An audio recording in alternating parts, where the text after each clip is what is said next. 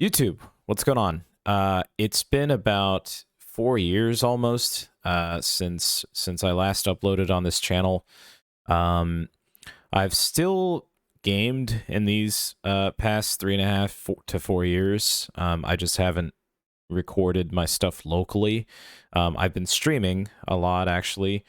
Twitch.tv currently slash Silver Iotus. So it's SILVER IOTUS. It's supposed to be Lotus, but Silver Lotus is taken on Twitch, and I actually don't intend to keep it. I think I'm going to go back to something that I've been using in the past.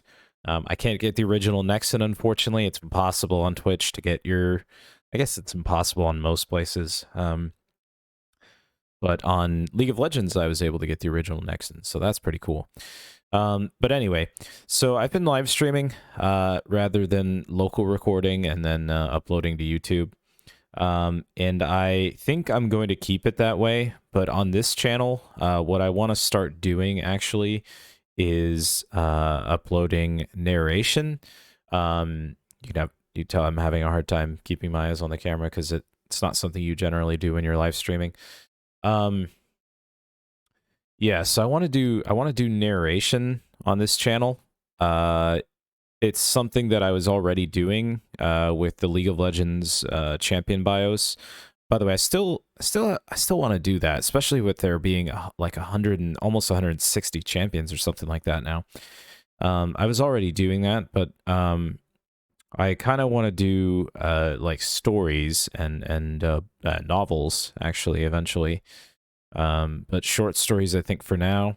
I'm gonna start with creepy short stories from the popular subreddits, creepy pasta and I think there's one more. Let me see what it is. No sleep, our no sleep, and also our short scary stories. So there's quite a few websites or sorry subreddits that have interesting stories. I'm actually not much of a horror fan, but I know a lot of people are, judging by the amount of people that are members of these subreddits.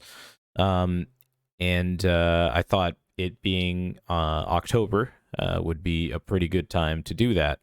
So let's go ahead and get started on the first one.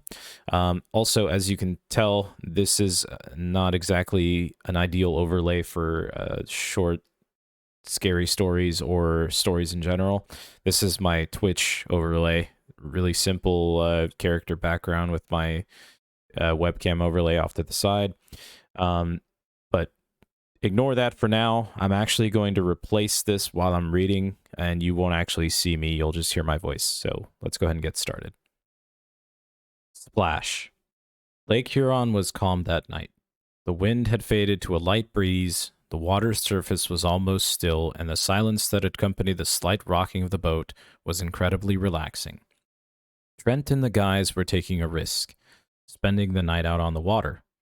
Not one of them had the extra money needed for fishing licenses, but after the year's stress, risking a ticket was worth the reward.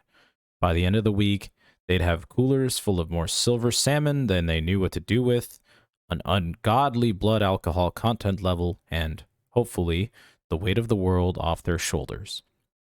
Stu was the first to wake up that night.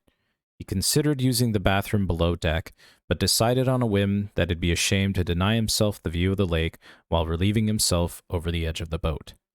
He stepped slightly up the spiral stairs to the deck, swaying as he realized that he hadn't fully sobered up quite yet, and unzipped his pants. Before he could continue, Stu heard something in the distance. It was a melody, or maybe a song. He looked out and saw no other ships on the water. He stepped forward. Chuck was in the kitchen, having just thrown up in the sink when he heard the splash.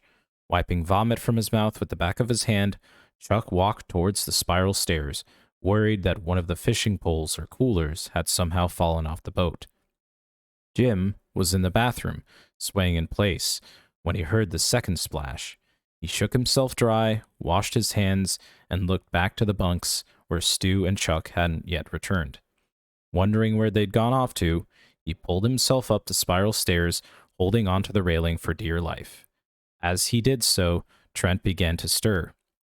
Jim found the deck empty, with no sign of Chuck or Stu anywhere. Assuming that they were somewhere else below deck, he turned to go back down the staircase, but it was stopped by the singing in the distance. It sounded close, like someone next to the boat was calling up to Jim. Entranced, he began to walk towards the edge. Trent pulled Jim away just before he walked off the boat. "The hell are you doing?" he asked, shaking him. Before Jim could answer, 3 barbed spear tips burst through Trent's chest. Jim held his friend back and looked past to see a chain hanging from the end of the trident that had been thrown at Trent, the other end held by a webbed silver hand. The hand pulled at the chain, and Trent was yanked down into the water, screaming. As the water settled, the sound echoed throughout Lake Huron before fading away. Shaking, Jim turned to make a run for the boat's controls and was stopped again by the enticing voice of the siren below.